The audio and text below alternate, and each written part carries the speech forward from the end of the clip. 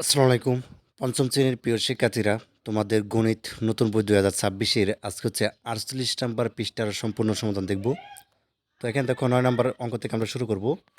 তো ৯ নাম্বার অঙ্ক এটা আমাদেরকে যেটি বলছে সেটা দেখো। এখানে যেটি বলছে যে সবচেয়ে ছোট, ঠিক আছে? সবচেয়ে ছোট কোন সংখ্যা হচ্ছে ৯ এবং হচ্ছে ১২ দ্বারা বিভাজ্য? আমরা আগেই জানি বিভাজ্য হচ্ছে ভাগের কথা বলতেছে। এখানে বলছে ৯ আরেকটা সংখ্যা দেওয়া আছে ১২, ঠিক আছে? মানে সবচেয়ে ছোট কোন সংখ্যা হচ্ছে ৯ এবং ১২ দ্বারা হচ্ছে ভাগ যাবে, ঠিক আছে? সেটা আমাদেরকে বের করতে হবে। কাজে ৯ এবং ১২ আমাদেরকে গুণিতকগুলো বের করতে হবে। গুণিতকটা আমরা আগেই পড়েছি ৯ কে ৯, ৯ দুগুণে ১৮, ঠিক আছে? তারপরে কি ৩ নং ২৭, ৪ নং ৩৬, ঠিক আছে? ৩৬ পেলাম।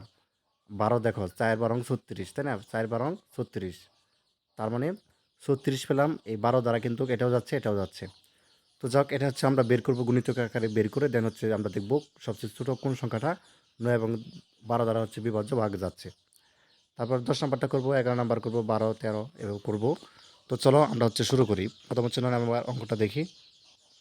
আচ্ছা, তাহলে খেয়াল করো খুব ভালোভাবে। তো এখানে দেখো ৯ নাম্বার। তো আমরা যেটি করতে পারি সেটা হচ্ছে যে প্রথমে আমরা হচ্ছে এইগুলোর হচ্ছে গুণিতক বের করব। ৯ এর গুণিতক সময় তো আগেই বলেছি ৯ কে ৯, ৯ দুগুণে ১৮, ৩ নং ২৭, ৪ নং ৩৬, ৫ নং ৪৫, ৬ নং ৫৪, ৭ নং ৬৩, ৮ নং ৭২, ঠিক আছে? এইভাবে চলতে থাকবে। তারপরে ১২টা, ১২কে ১২, ১২ দুগুণে ২৪, ৩ ১২ ৩৬, ঠিক আছে? ৪ ১২ ৪৮, ঠিক আছে? ৫ ১২ ৬০, ৭২, ৬ ১২ ৭২। তো এভাবে চলতে থাকবে। এখানে হচ্ছে আমরা মিলিয়ে দেখব কোনটা কোনটা হচ্ছে ভাগ যাচ্ছে। ৯ কিন্তু এটাও যাচ্ছে, এটা মিলছে, এবং ১২ দ্বারা কিন্তু এটাও যাচ্ছে, ঠিক আছে? তো এখানে ৩৬ পেলাম। ৯ এর গণিতিকের মধ্যে, ১২ গণিতিকের মধ্যে এখানে ৩৬ পেলাম। এখানে ৭২ পেলাম, এখানে হচ্ছে ৭২ পেলাম, ঠিক আছে? কিন্তু আমাদের তো বলছে ছোট সংখ্যা কোনটা ভাগ যাবে।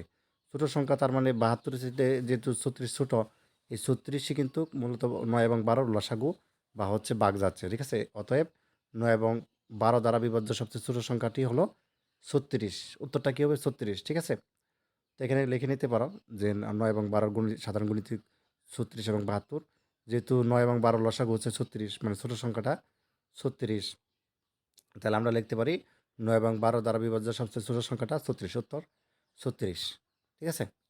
খুবই সহজ। তো এরপরে দেখো আমাদেরকে এখানে একটা অঙ্ক বলছে, সেটা হচ্ছে যে ১০ নম্বর অঙ্কটা, যে পঞ্চম শ্রেণীর ১৮ জন ছেলে ও ২৭ জন মেয়ের মধ্যে সমানভাবে ভাগ করে দেওয়ার জন্য সর্বনিম্ন কতটি চকলেট লাগবে, ঠিক আছে? তো এটাও ঠিক আগেরটার মতন আমাদের যেটি করতে পারি গুণিতক বের করব।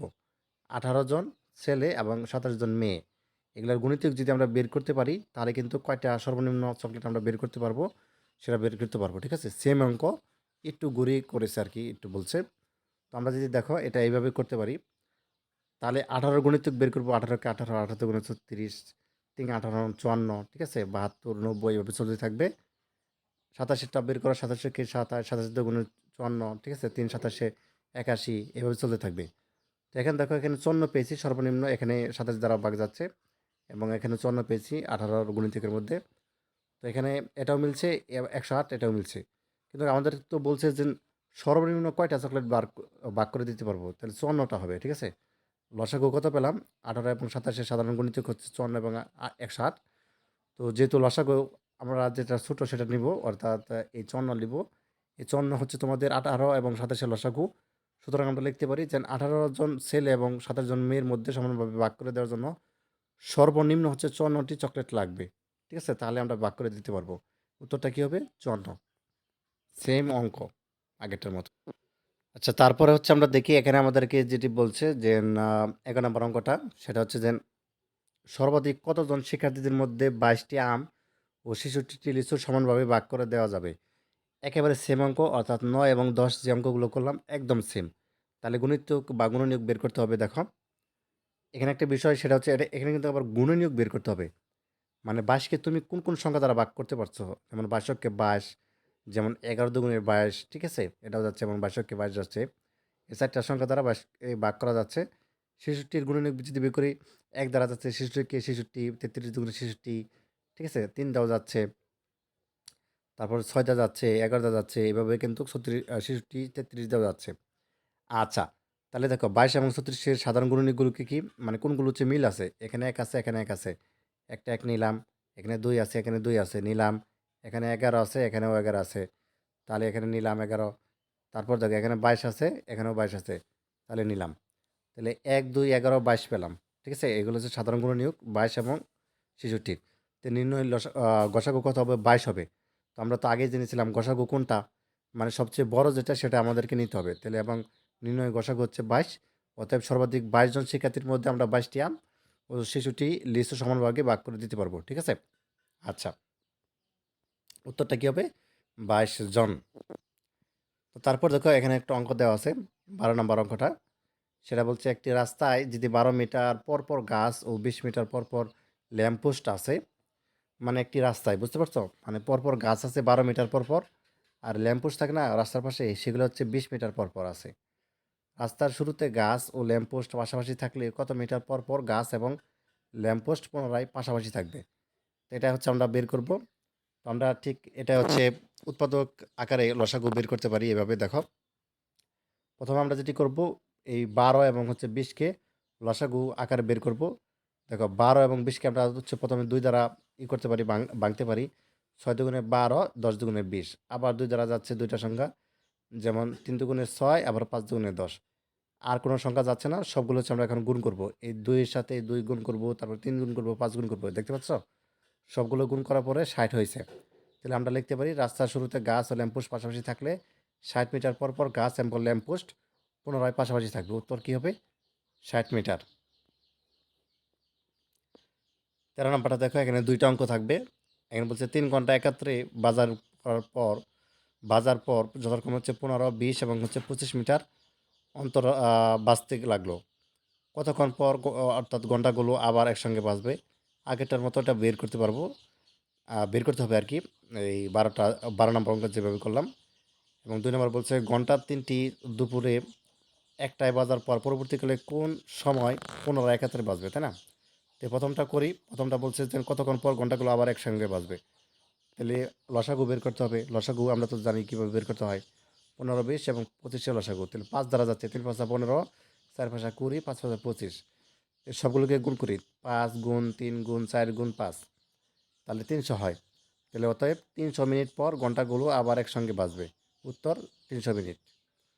আচ্ছা, তারপরে প্রশ্নটা ছিল আমাদের এরকম যে আহ, আমরা জানি আমরা লিখতে পারি ৬০ মিনিট সমান ১ ঘন্টা, তাই না? তাহলে যে ৩০০ মিনিট আমরা যেটা পেলাম সেটা হচ্ছে আমরা হচ্ছে ৬০ দ্বারা হচ্ছে ভাগ দিব। ভাগ দিলে হবে ৫, অর্থাৎ ৫ ৬০-এ কত হবে? ৩০০। দুপুর ১টা যোগ সাথে হচ্ছে ৫ যোগ করতে হবে আমাদের ঘন্টা আর কি। তো সন্ধ্যা ৬টায় ঘন্টাগুলো পুনরায় একাত্তরে বাজবে। উত্তর কী হবে? সন্ধ্যা ৬টায়। ঠিক আছে? দুপুর ১টার কথা যেহেতু এখানে বলছে, তাহলে এখানে আমরা কত পেয়েছি? ৫ পেয়েছি। ওটা একসাথে যোগ করতে হবে। তাহলে ৬ ঘন্টায়, সন্ধ্যা ৬টায় আর কি। এখানে তারপর দেখো এখানে ১৪ নম্বর একটা অঙ্ক দেওয়া আছে। সেটা হচ্ছে যে নিচের একটি আয়তাকার মেঝের ছবি দেওয়া আছে। কোনো খালি জায়গা না রেখে আমরা মেঝেতে বর্গাকার কর্পূরটি বসাতে চাই। দেখতে পাচ্ছ উপরে ৪৮ মিটার এবং এই পাশে আমাদের পাশাপাশি রয়েছে ৩৬ মিটার। তো এই অঙ্কটা হচ্ছে আমরা এখন করব। তো আমাদের ১ নম্বর প্রশ্ন হচ্ছে যে মেঝেতে বসানো যাবে এমন বৃহত্তম কর্পোরেট এক বাহু দৈর্ঘ্য নির্ণয় করো। তো প্রথমটা নির্ণয় করি। ঠিক আছে? আমরা ৩৬ এবং ৪৮ এটা পেয়েছিলাম, তাই না? তাহলে ৪৮ এবং ৩৬ এর গসাগু আমরা বের করব প্রথমে। ৪৮কে ভাঙা যায় হচ্ছে ২ দ্বারা। ২৪ দুগুণে ৪৮, ১৮ দুগুণে ৩৬, আবার ২ দ্বারা। ১২ দুগুণে ২৪, ৯ দুগুণে ১৮, আবার ৩ দ্বারা। ৩ ৪ ১২ এবং ৩ ৩ ৯। সবগুলোকে আমরা গুণ করি। এখানে হচ্ছে ২ গুণ ২ গুণ ৩ গুণ ৪ গুণ। আচ্ছা, ৪ হবে না। কেন হবে না? কারণ ৪ এবং ৩ কিন্তু এগুলা যাচ্ছে না। অর্থাৎ ২টাই ভাগ যেতে হবে। যেমন এই ২ দ্বারা ২টাই ভাগ যাচ্ছে। এই ২ দ্বারা ২টাকে ভাগ করতে পারতেছি। এই ৩ দ্বারা সবগুলোকে ভাগ করতে পারতেছি। তার মানে এখানে ২ গুণ ২ গুণ ৩ হবে শুধু। ঠিক আছে? তার মানে এখানে গসাগু হবে শুধুমাত্র ১২। ঠিক আছে? তো উত্তরটাই হবে ১২। ঠিক আছে? ১২ মিটার হবে আর কি। যে মেঝেতে বসানো যাবে এমন বৃহত্তম কর্পোরেট এক বাহুর দৈর্ঘ্য ১২ মিটার। উত্তর ১২ মিটার। আচ্ছা, সেকেন্ড যে আমাদের প্রশ্নটা ছিল যে সম্পূর্ণ মেঝেতে কর্পোরেট বিছানার জন্য এরূপ কয়টি অর্থাৎ কার্পেট লাগবে? ঠিক আছে? ১২ মিটার আমরা আগেরটা পেয়েছিলাম, ওটা আমাদের দরকার। তো ১ নং হতে প্রাপ্ত বা বৃহত্তম কার্পোরেটের এক বাহু দৈর্ঘ্য ১২ মিটার। বৃহত্তম কার্পোরেট ক্ষেত্রফল কত হবে? ক্ষেত্রফল আমরা ১২ দিয়ে ১২কে গুণ করব। ঠিক আছে? তাহলে বর্গমিটার হবে ১৪৪ বর্গমিটার। তো দেওয়া আছে আয়তাকার মেঝের দৈর্ঘ্য কিন্তু ৪৮ মিটার দেওয়া আছে। তাহলে প্রস্থ ৩৬। এই দুটো আমরা আর যদি গুণ করি তাহলে দেখো 1728 বর্গমিটার। এখন কি করব, ওই যে 144 পেয়েছি এটা হচ্ছে ভাগ করব, ঠিক আছে, যেটা আমাদেরকে বের করতে বলা হয়েছে। তাহলে সম্পূর্ণ যদি কার্পোরেট বিছানোর জন্য কার্পোরেট লাগবে, এই 1728 থেকে আমরা 144 যদি ভাগ করি তাহলে 12টি পাবো, উত্তর 12টি, ঠিক আছে। একটি জুড়িতে 42টি আম এবং হচ্ছে 105টি লিচু আছে। এখন দেখো সর্বাধিক কতজন শিক্ষার্থীর মধ্যে আম ও লিচু সমান ভাগে ভাগ করে দেওয়া যাবে। তো এটা তো আগেই করেছি আমরা। এগুলো হচ্ছে আমরা গসাগু বের করব। তাহলে দেখো গসাগু আমাদের 42টি হচ্ছে আম এবং 105টি লিচু, তাই না? দেখো দেখো 42 এবং 105 এটা আমরা হচ্ছে প্রথম 3 দ্বারা যাচ্ছে, 3 × 4 = 42 এবং 3 × 35 = 105। তারপর দেখো 7 দ্বারা যাচ্ছে, 7 × 14 এবং 5 × 7 = 35, তাই না? তাহলে দেখো এই 3 দ্বারা এই দুটাকে ভাগ করতে পারলাম। তাহলে 3 এবং গুণ হচ্ছে 7 দিব। মানে এই দুটা গুণ হবে, এই দুটা হবে না, কারণ এই দুটা কিন্তু আর ভাগ যাচ্ছে না।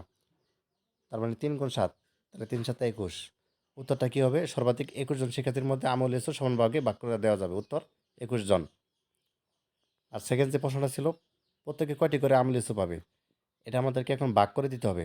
42 42 দিয়ে হচ্ছে একবার ভাগ করব, যেহেতু 42টি আম, তাহলে প্রত্যেকে আম পাবে। 42 দিয়ে হচ্ছে 21কে ভাগ করব, তার মানে প্রত্যেকে 2টা করে আম পাবে। আবার হচ্ছে প্রত্যেকে লিচু পাবে কয়টা, 105কে আমরা 21 দ্বারা ভাগ করব, তাহলে 5টি করে পাবে, ঠিক আছে। অর্থাৎ 5 × 21 = 105। অর্থাৎ প্রত্যেকে 2টি করে আম এবং 5টি করে লিচু পাবে, উত্তর 2টি আম 5টি লিচু। তো এই ছিল তোমাদের 48 নম্বর পৃষ্ঠার সমাধান। ধন্যবাদ সবাইকে ভিডিও দেখার জন্য। আল্লাহ হাফিজ।